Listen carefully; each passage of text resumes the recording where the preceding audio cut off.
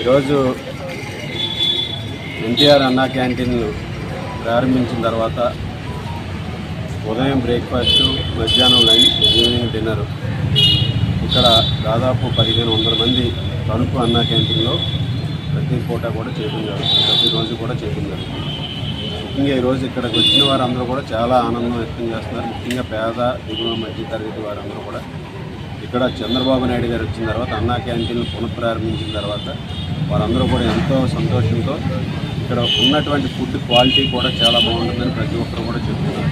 ఈరోజు వారందరూ కూడా ముక్త కంఠంతో ఈ ప్రభుత్వం వచ్చిన తర్వాత అన్నా క్యాంటీన్ ద్వారా మా అందరికీ కూడా మా అందరి ఆకలి తీరడం జరుగుతుందని స్టూడెంట్స్ కానీ, కార్మికులు కానీ, అదేవిధంగా వివిధ పనుల నిమిత్తం తణుకు పట్టణం వచ్చే వారందరికీ కూడా ఇక్కడ ఈ అన్నా క్యాంటీన్ సర్వీసెస్ వారందరూ కూడా మెచ్చుకోవడం జరుగుతుంది.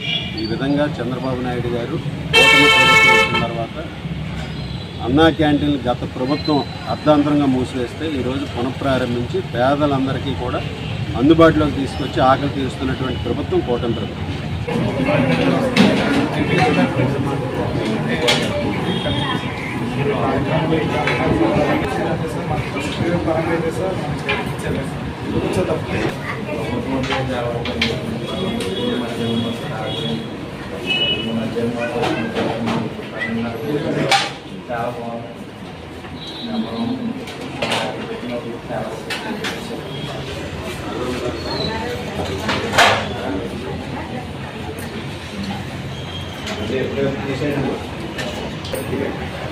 Gracias.